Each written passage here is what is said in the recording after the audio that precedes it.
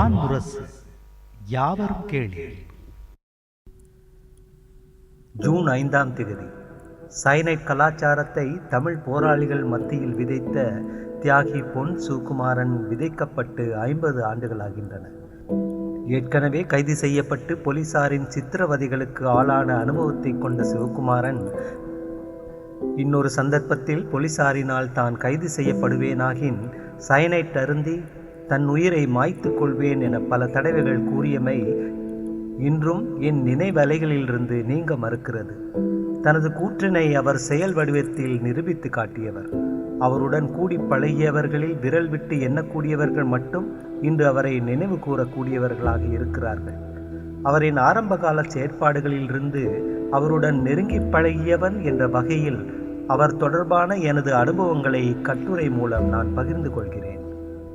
தமிழர்களின் போராட்ட வரலாற்றில் சிவகுமாரனைப் போல பல போராளிகளின் உயிர் தியாகங்கள் அர்ப்பணிப்புகளின் விளைவாக ஏற்படுத்தப்பட்டதே இலங்கை இந்திய ஒப்பந்தமும் அதன் அடிப்படையில் உருவான 13வது அரசமைப்பு திருத்தமும் மாகாண சபை முறையுமாகும்.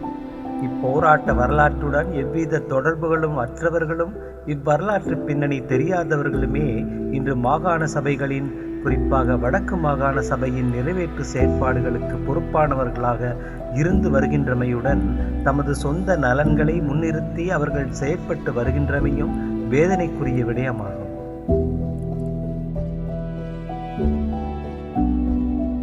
சிவகுமாரன் உரும்பிராயினைச் சேர்ந்த பொன்னத்துறை அன்னலட்சுமி தம்பதியினருக்கு 4வது புதல்வனாக 26/8/1950ஆம் ஆண்டு பிறந்தார். சிறு வயதில் அவரை திரவியம் என செல்லமாக அழைத்தனர். யாழ் இந்து கல்லூரியில் தனது படிப்பை முடித்து கொண்ட அவர் கொக்குவிலில் அமைந்துள்ள யாழ் தொழில்நுட்ப கல்லூரியில் கல்வி கற்ற 1970 ஆரம்ப காலப்பகுதியில்தான் அவருடனான நட்பு எனக்கு ஏற்பட்டது. தொழில்நுட்ப கல்லூரியில் படித்து கொண்டே கொக்குவில் கிழக்கில் முத்துக்குமாரசாமி என்பவரிடம் ஆங்கிலம் கற்பதற்காக வந்தபோது அவருடன் நெருக்கமான நட்பு ஆரம்பமானது. எமது உரிமைகளை ஜனநாயக வழிகளில் வென்றெடுக்க முடியாது என்பதனை அவர் அடிக்கடி சொல்வதுண்டு. ஆயுத போராட்டத்தின் ஊடாகவே எமது உரிமைகளை வென்றெடுக்க முடியும் என்று கூறுவதுடன் நின்றுவிடாமல் டின்பால் தகரப்பேணியில் வெடிகுண்டு எவ்வாறு தயாரிப்பது என்பது தொடர்பாகவும் எமக்கு எடுத்துரைப்பார். இவையெல்லாம் எமக்கு அந்த நேரத்தில் புதுமையான மற்றும் ஆச்சரியமான விடயங்களாகவே இருந்தன. அத்துடன் நின்றுவிடாமல் உரும்பிராயில் உள்ள தனது வீட்டுக்கு எம்மை அழைத்து சென்று டின்பால் தகரப்பேணியில் வெடிகுண்டு தயாரிக்கும் முறையை செயல் வடிவிலும் காட்டினார். தகரப்பேணியில் வெடிகுண்டு தயாரிப்பது, அதற்கு தேவையான கந்தகம், பொட்டாசியம் போன்ற மூலப்பொருள்களையும் சிவகுமாரன் எவ்வாறு பெற்றுக்கொண்டார் என்பது தொடர்பாக நான் அறிந்தவற்றினையும் பதிவிட விரும்புகின்றேன். சிவகுமாரனுடன் குட்டிமணியின் அண்ணனின் மகன் ஒருவரும் கொக்குவிலில் எம் தொழில்நுட்ப கல்லூரியில் படித்துள்ளார். இருவருக்கும் இடையில் இருந்த ஒருமித்த சிந்தனையின் விளைவாக குட்டிமணியின் அண்ணனின் மகன் வல்வெட்டித்துறையில் குட்டிமணியினால் நடத்தப்பட்டு வந்த கோழி பண்ணைக்கு சிவகுமாரனை அழைத்து சென்றுள்ளார். அக்காலகட்டத்தில் வல்வெட்டித்துறையில் கடத்தல் தொழிலில் ஈடுபடுபவர்களுக்கும் கடற்படையினருக்கும் இடையில் பாரிய முரண்பாடு நிலவி வந்தது. இந்த முரண்பாடின் ஒரு வெளிப்பாடே குட்டிமணியினால் நடத்தப்பட்ட கோழிப்பண்ணை என்ற போர்வையில் சிறிய குண்டுகளை தயாரிக்கும் செயற்பாடாகும். சுகுமாரன் அப்பண்ணையிலேயே குண்டுகளை தயாரிக்கும் முறைமையினை கற்றுக்கொண்டார் எனவும் அதற்குரிய பொருள்களை பெற்றுக்கொண்டார் எனவும் நான் அறிகின்றேன். சிவகுமாரன் ஒரு ஆயுத போராளி மட்டுமல்ல, தமிழர்கள் மத்தியிலிருந்தே சீர்கேடுகளை, குறிப்பாக சாதி கொடுமைகளை இள வயதிலிருந்தே எதிர்த்து வந்த ஒருவர். தனது இளம் வயதிலிருந்தே சமபந்தி போஜனத்தை நடத்தி இளைஞரிடையே எழுச்சியை உருவாக்கியவர். அத்துடன் மரண வீடுகளில் பறைமேளம் அடிப்பதை தடுத்து நிறுத்த வேண்டுமென்ற முயற்சியில் உரும்பராயில் உள்ள அச்சமூகத்தைச் சேர்ந்தவர்களுடன் கலந்துரையாடி பறை மேளங்களை உரும்பராய் சந்தியில் போட்டு உடைத்து எரித்தார். அக்காலத்தில் யாழ்ப்பாணத்தில் கூர்மையடைந்திருந்த சாதி வேறுபாடுகளை களைய வேண்டும் என்பதில் ஜனநாயக வழியில் முனைப்பாக செயற்பட்டமையுடன் அப்போதைய அரசினால் புத்தூர் போன்ற பிரதேசங்களில் ஏழ்மை நிலையில் இருந்தவர்களை அரசின் அனுசரணையுடன் பௌத்த மதமாற்றம் செய்யப்படுவதனை எதிர்த்து ஜனநாயக வழியிலான போராட்டங்களை முன்னெடுத்தார். எம்மையும் அதில் இணைத்து கொண்டார். ஆசிரியர் முத்துக்குமாரசாமி ஆங்கிலம் கற்பிப்பது மட்டுமல்லாமல் அரசியல் போராட்ட வரலாறுகளையும் இடையிடையே எடுத்துரைப்பதுண்டு. அவரின் வீட்டின் அண்டைய வீட்டில் அவரது தம்பியார் ஆனந்தகுமாரசாமி வசித்து வந்தார். அவர் அப்போதைய அரசியல் சூழ்நிலைகளில் ஆயுத போராட்டத்தின் மூலமே தீர்வினை பெறலாம் என நம்பிக்கை கொண்டிருந்தார். அவர்களது வீட்டுக்கு அண்மையில் ஞானசுந்தரம் என்ற இளைப்பாறிய போலீஸ்காரர் ஒருவர் இருந்தார். அவர் வன்முறை பாதை வழியாகத்தான் தமிழர்களுக்கு தீர்வு கிடைக்கும் என்பதில் அதீத நம்பிக்கை கொண்டிருந்தமை மட்டுமல்லாமல் இளைஞர்கள் மத்தியில் அது தொடர்பாக தீவிர பிரச்சாரத்திலும் ஈடுபட்டிருந்தார். இந்த 3 வீடுகளிலும் தான் சிவகுமாரனும் நானும் அந்நேரத்தில் அதிக நேரங்களை செலவிட்டு வந்தோம். சிவகுமாரன் வல்வெட்டி துறையிலிருந்து கொண்டு வந்த கந்தகம், பொட்டாசியம் போன்ற வெடிமருந்துகளை ஆனந்த குமாரசாமியின் வீட்டில் பதுக்கி வைத்திருந்தார். இவ்வாறு பதுக்கி வைக்கப்பட்டிருந்த வெடிமருந்துகளில் ஒரு பகுதியினை பாவித்து உண்டை தயாரிக்கும் அந்நேரம் பிரதி அமைச்சராக இருந்த சோமவீர சந்திரசிறி என்பவர் உருபராயில் உள்ள பாடசாலை ஒன்றின் நிகழ்விற்கு வந்திருந்த நேரத்தில் அவரது காரின் சில்லின் பின்பக்கமாக வைத்துள்ளார். நிகழ்வு முடிவடைந்து பிரதி அமைச்சர் ஏறுவதற்காக கார் புறப்பட்டிருந்த வேளையில் குண்டு வெடித்தது. இது அவருடைய முதற் பரிசோதனை.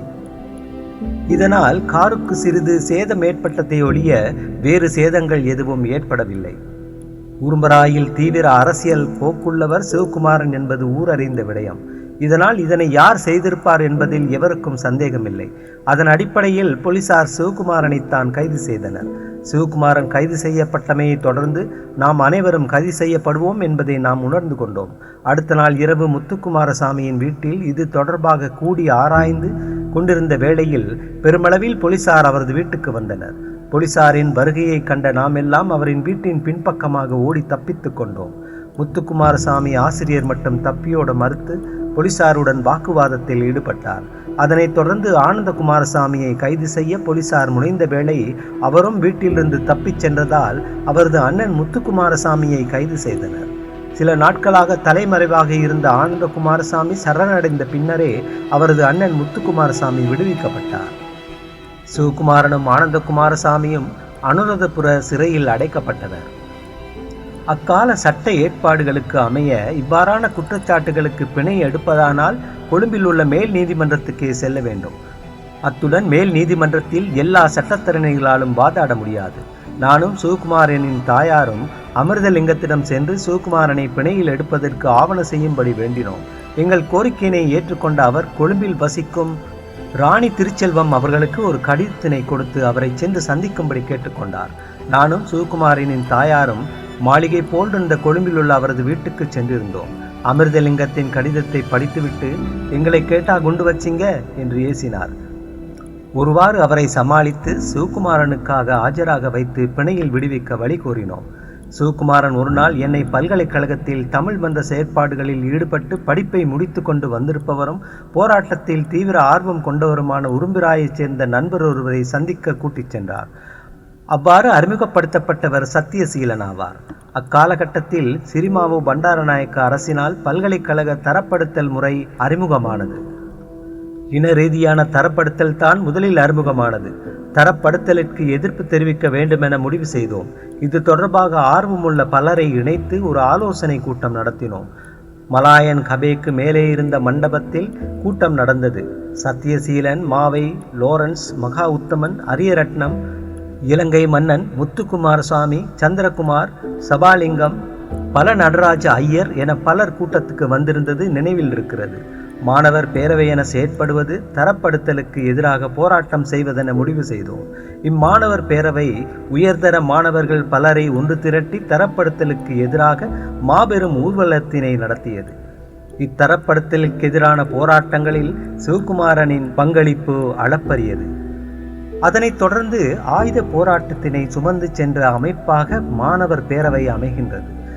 இது பிற்காலத்தில் பல ஆயுத குழுக்களின் வளர்ச்சிக்கு வித்திட்ட தாய் அமைப்பாகவும் விளங்குகிறது. ஸ்ரீலங்கா சுதந்திர கட்சியினை யாழ்ப்பாணத்தில் ஏற்படுத்த அனுசரணையாக செயற்பட்ட யாழ் மேயர் அல்ஃபர்ட் துரையப்பாவை கொலை செய்வதற்கு யாழ் வேம்படி பெண்கள் உயர்தர பாடசாலையின் முன்பு எடுத்த முயற்சி துரையப்பா காலதாமதமாக வந்ததால் அவரை உயிர் பிழைக்க வைத்தது. இக்கொலை முயற்சியை தொடர்ந்தும் சிவகுமாரன் யாழ் சிறையிலும் அனுராதபுரம் சிறையிலும் 1.5 வருடங்களுக்கு மேலாக கைதியாக இருந்தார். 1974ஆம் ஆண்டு தை மாதத்தில் யாழ்ப்பாணத்தில் நடைபெற்ற உலக தமிழாராய்ச்சி மாநாட்டில் ஒரு தீவிர தொண்டனாக சிவகுமாரன் கடமையாற்றினார். அம்மகா நாட்டின் இறுதி நாளன்று போலீசாரினால் நடத்தப்பட்ட அடாவடித்தனத்தினை நேரில் பார்வையிட்ட சிவகுமாரன் அதற்கு பொறுப்பானவர்களை பழி வாங்கியே தீர்வேன் என்று அன்றே சபதம் எடுத்துக்கொண்டார். அந்த உள்ள கொதிப்பின் விளைவே தமிழ் ஆராய்ச்சி மாநாட்டு அசம்பாவிதத்துக்கு பொறுப்பதிகாரியாக இருந்த உதவி போலீஸ் அத்தியட்சகர் சந்திரஸ்ரீ மீது குண்டுவீச்சு நடத்தி சுட முற்பட்டமைக்கு காரணமாகும். அம்முயற்சி வெற்றியளிக்காவிட்டாலும் எப்படியோ பழிவாங்கியே தீர்வேன் என்ற முனைப்புடன் செயற்பட்டதன் விளைவே சிவகுமாரன் அந்த தமிழ் ஆராய்ச்சி மாநாடு நடைபெற்று 6 மாதத்துக்குள்ளேயே தன் உயிரை பலி கொடுக்கும் நிலைக்கு இட்டுச் சென்றது. போலீஸ் தேடுதல்களிலிருந்து ஒளிந்து வாழ வேண்டிய நிலை மற்றும் தன் தீவிர செயற்பாடுகளுக்கு நிதி ஒரு தடையாக இருந்த சூழலில் பலரிடம் சென்று நிதியுதவி கேட்டும் எல்லோரும் கைவிரித்த நிலையிலேயே கோப்பாய் கிராமிய வங்கியில் பணத்தை கொள்ளையடிக்கும் முடிவுக்கு சிவகுமாரன் வந்தார். அதுவும் அவ்வங்கியில் வேலை செய்த ஊழியர் ஒருவரின் தகவல்களின் அடிப்படையிலேயே தான் பணத்தை கொள்ளையிட திட்டமிட்டார். இருந்தும் அந்த செயற்பாடு அவருக்கு காலனாக மாறிவிட்டது. அக்கொள்ளை சம்பவத்திற்கு முன்பே தன்னிடம் இருந்த சயனட்டினை பானியில் நனைத்து காகத்துக்கு கொடுத்து ஒத்திகையையும் சிவகுமாரன் பார்த்திருக்கிறார். தினமும் தவறாது உடற்பயிற்சியில் ஈடுபடும் சிவகுமாரன் ஒரு நாள் உடற்பயிற்சி செய்யும் போது கதவின் மேற்புறத்தில் இருந்த சிராங்கு அவரின் காலில் குத்தி காயத்தை ஏற்படுத்தியது. வங்கியில் கொள்ளையிட முற்பட்ட போது உசானடைந்த ஊழியர்களின் செயற்பாட்டினால் இவர்கள் வங்கியிலிருந்து ஓடிச் செல்ல வேண்டிய நிலை ஏற்பட்டது. அப்போது போலீசாரும் பின்தொடரவே தோட்டங்களினூடாக ஓடிய சிவகுமாரன் காலில் ஏற்கனவே இருந்த காயத்தில் மரவள்ளிக்கட்டை ஏறியதன் விளைவாக தொடர்ந்து ஓட முடியாமல் நின்ற சந்தர்ப்பத்தை பாவித்து போலீசார் அவரை நெருங்கினர். சிவகுமாரன் அப்போலீசாரின் தன்னியக்க துப்பாக்கியை பறித்து அவரை சுட முயன்றிருக்கிறார். அப்போது அப்போலீஸ் அதிகாரி தனக்கு 3 பெண் பிள்ளைகள் என்றும் அவர்களுடைய தாயாரும் இறந்து விட்டதாகவும் தானும் இறந்தால் அப்பிள்ளைகள் அனாதைகளாகி விடுவார்கள் என்று கெஞ்சியதன் அடிப்படையில் சிவகுமாரன் அவரை சுடாது தன்னிடமிருந்த சைனட்டை தானே அருந்தி தன்னுயிரை மாய்த்து கொண்டார். சிவகுமாரன் அனுராதபுர சிறையில் இருந்த காலங்களிலேயே சிங்களம் பேசுவதற்கு நன்கு கற்றுக்கொண்டவர். அதனாலேயே அந்த போலீஸ்காரருடன் சிங்களத்தில் பேசக்கூடியதாக இருந்தது. சிவகுமாரன் வைத்தியசாலையில் இறந்த பின்பு அவரது கைக்கடிகாரம் மற்றும் அவரது காட்சட்டை பையில் இருந்த பணம் ஆகியவற்றை சிவகுமாரனின் தாயிடம் கையளித்துவிட்டு, உங்கள் மகன் ஒரு தெய்வ பிறவி, நினைத்திருந்தால் என்னை சுட்டிருக்கலாம் என கூறி அவரது காலில் விழுந்து வணங்கியுள்ளார் அந்த போலீஸ் அதிகாரி. தியாகி சிவகுமாரனின் உருவச்சிலை உரும்பிராயில் 3 தடவைகள் அமைக்கப்பட்டு இராணுவத்தினரால் உடைக்கப்பட்ட நிலையில் வெண்கலத்தை கொண்டு அமைக்கப்பட்ட 4வது சிலையே இன்று உரும்பிராய் சந்தை வளாகத்தில் காணப்படுகிறது. அவரது உடல் தகனம் செய்யப்பட்ட வேம்படி மயானத்தில் நினைவு தூவியம் அமைந்துள்ளது. அவரது 50வது ஆண்டு நினைவு தினம் ஜூன் 5ஆம் தேதி 2024 உரும்பிராய் சிலை மற்றும் தூபி அமைந்துள்ள இடங்களில் நடைபெற்றது. தமிழர் போராட்ட வளர்ச்சி என்பது ஒரு வகையான அஞ்சலோட்டம். அந்த அஞ்சலோட்டத்தில் ஆயுத போராட்டம் என்ற அஞ்சலோட்டத்தை ஆரம்பித்து வைத்தது சிவகுமாரன் என்றால் அது மிகையாகாது. தியாகி சிவகுமாரன் தமிழ் மக்களின் உரிமை போராட்டத்தின் வரலாற்று சின்னமாக என்றென்றும் நிலைத்து நிற்பான் என்பது திண்ணம். தியாகி சிவகுமாரன் தமிழ் மக்களின் உரிமை போராட்டத்தின் வரலாற்று சின்னமாக என்றென்றும் நிலைத்து நிற்பான் என்பது திண்ணம்.